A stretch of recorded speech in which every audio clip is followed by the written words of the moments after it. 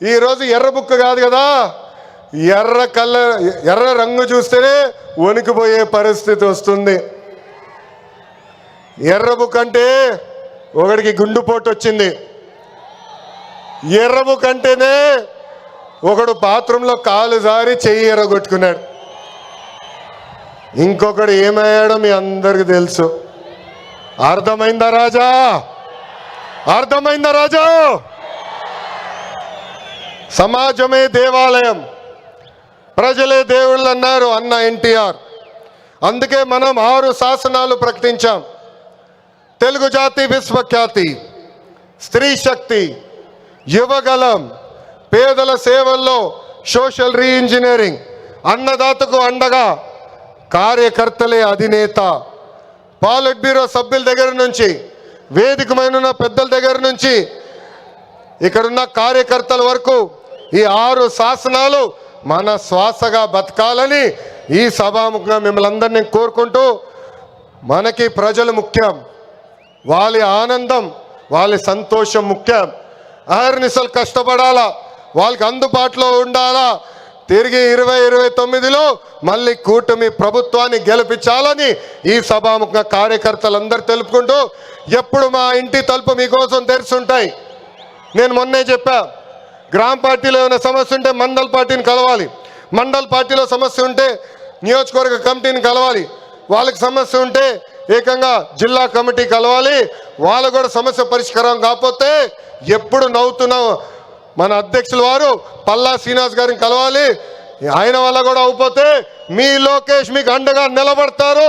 మీ సమస్య పరిష్కరించే బాధ్యత నేను తీసుకుంటానని పసుపు సైన్యానికి ఈ సభాముఖంగా నేను హామీ ఇస్తూ, ఈరోజు గౌరవ ముఖ్యమంత్రి గారు చంద్రబాబు నాయుడు గారు వేదిక పైన వచ్చినప్పుడు ఒక పాట పెట్టారు. ఆ క్షణంలో నాకు చాలా బాధ వేసింది. ఎందుకంటే ఆ పాట వినిన తర్వాత గౌరవ ముఖ్యమంత్రి గారిని నేను రాజమండ్రి జైల్లో మొదటిసారి కలిసిన సంఘటన గుర్తొచ్చింది. చాలా బాధ వేసింది.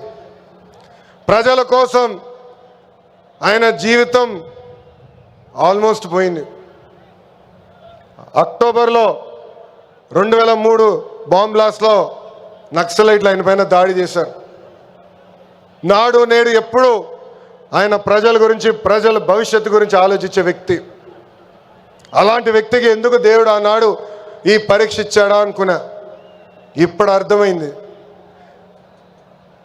తెలుగు ప్రజలు తిరిగి చంద్రబాబు నాయుడు గారు వెనక నిలబడేదానికి దేవుడు మనందరికీ ఒక పరీక్ష పెట్టాడు. ఆ పరీక్ష జయించాను. అందుకే ఈ రాయలసీమ గడ్డ తెలుగుదేశం పార్టీ అడ్డ అని తెలుపుకుంటూ, నాకు ఇంత అద్భుతమైన అవకాశం ఇచ్చిన ఈ పసుపు సైన్యానికి పేరు పేరున నా హృదయపూర్వక ధన్యవాదాలు తెలుపుకుంటూ మీ అందరి దగ్గర నుంచి సెలవు తీసుకుంటున్నా. జోహార్ అన్న ఎన్టీఆర్, జోహార్ అన్న ఎన్టీఆర్. చంద్రబాబు నాయుడు గారి నాయకత్వం, చంద్రబాబు నాయుడు గారి నాయకత్వం. వందే వందే, జై హింద్.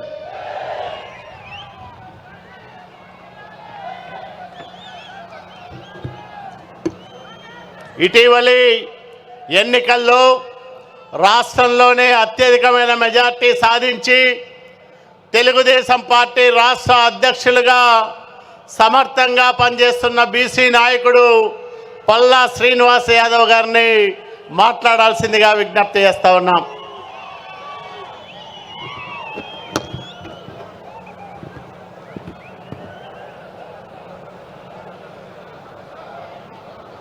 అందరికీ నమస్కారం. ఈరోజు కడపలో నిర్వహిస్తున్నటువంటి